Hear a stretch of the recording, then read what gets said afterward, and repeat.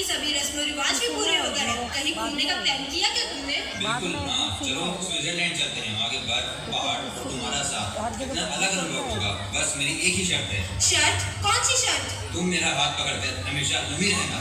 पहले टिकट तो बुक करवा लो कैप्टन साहब। लेकिन स्विट्जरलैंड का वीजा तो मिल ही नहीं रहा है। जो भी तुम चाहो कहीं भी चल लेंगे। देखो ना मंजू, कितनी ठंडी हवा चल रही है, बिल्कुल कश्मीर की जैसी। पर यह कश्मीर तो नहीं, यह तो शिवमोगा है। और यहाँ तो देखो ट्रैफिक है, गर्मी है, ठंड नहीं। तो चलो ना कश्मीर, शादी को इतने साल हो गए, कभी भी हमको घुमाने नहीं लेकर गए। अरे अब की बार पक्का घूमने चलेंगे, टाइम ही नहीं मिलता। आप तो हमेशा ऐसे ही रहते हो, हमेशा ड्यूटी पर। कभी कश्मीर भी चलो। कश्मीर की बातें बार बार नहीं भुलाते। मुझे तो कई बार सपने भी आते हैं, जैसे डल झील में शिकारा राइड, गुलमर्ग की बर्फ और तुम्हारे हाथों में हाथ डालकर बर्फ पर फिसलना। ठीक है मैडम, इस बार ऑफिस से छुट्टी लेकर चलते हैं। तुम टिकट बुक कर लो। वाह, इस बार तो कश्मीर घूमना पक्का। मैं अभी अभिनय को बताती हूँ, वो भी खुश हो जाएगा। अल्लाह के पाक बंदो, हमें हिंदुस्तान की जड़ें हिलानी है। ये काफिर हमारी सरजमी को घूमने की जगह बना चुके हैं और हमारा कश्मीर कोई घूमने की जगह नहीं। इन काफिरों को सबक सिखाना ही हमारा मकसद होना चाहिए। अली भाई, हमारा मिशन ये घूमने आए काफिरों का निशाना बनाना है। ये काफिर हमारे मजहब, हमारी पहचान को खत्म कर रहे हैं, लेकिन अब वक्त आ गया है इंतकाम का। अब हम खामोश नहीं बैठेंगे। हमारी बंदूकें इंसाफ मांगती है और हमारा रास्ता शहादत की ओर जाता है। और जो हमारे साथ नहीं, वो हमारे खिलाफ है।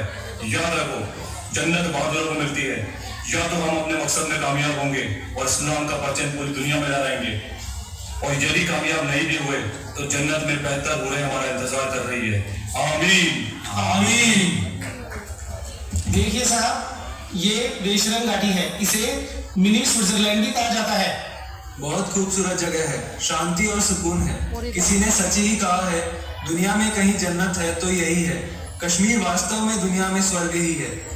यहाँ आकर तो जैसे मैं सब कुछ भूल गई। यहाँ से तो जाने का मन ही नहीं करता। देखो, बच्चे भी कितने खुश हैं। सब एक साथ लाइन में खड़े हो जाओ, जल्दी करो। हिंदू अलग हो जाओ और मुसलमान अलग हो जाओ। क्या नाम है तुम्हारा और किस मजहब से हो? मेरा नाम राम प्रसाद है। मैं हिंदू हूँ।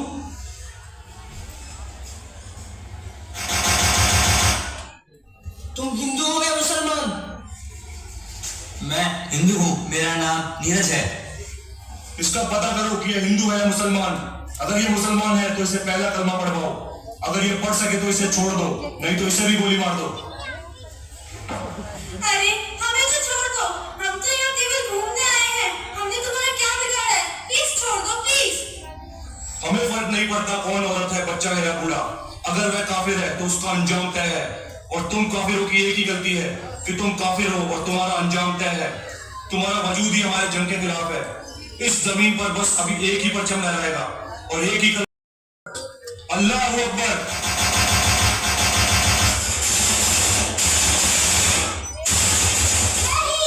ये कैसे हो गया?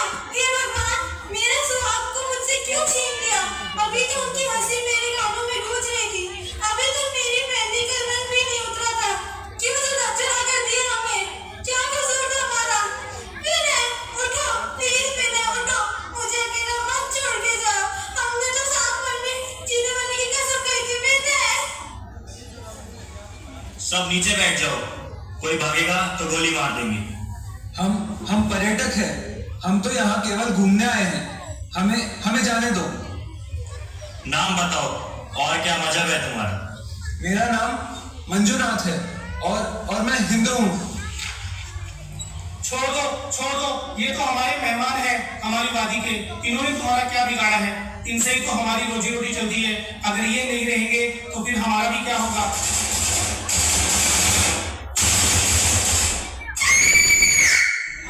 मेरे पति को भी मार दिया, मेरे बेटे को भी नहीं छोड़ा।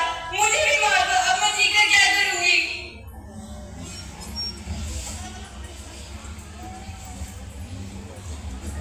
नहीं, हम तुमको नहीं मारेंगे। जाकर मोदी तक हमारा पैगाम पहुंचा देना कि हम कौन है और कहां से आए हैं। पूरे हिंदुस्तान में इस्लाम का परचम लहराएगा और सबको कलमा पढ़ना पड़ेगा और अल्लाह अकबर बोलना पड़ेगा। मेरे पति को बचा लो प्लीज, बचा लो प्लीज, मेरे पति को बचा लो।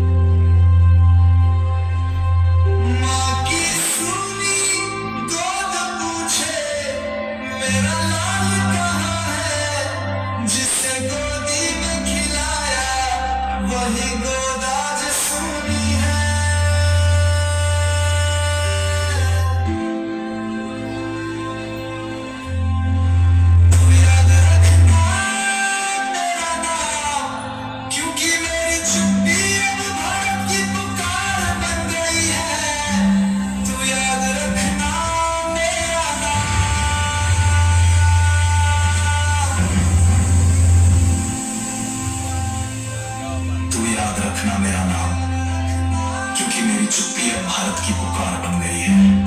तू याद रखना मेरा नाम, तू याद रखना मेरा नाम, क्योंकि मेरी चुप्पी अब भारत की पुकार बन गई है। तू याद रखना मेरा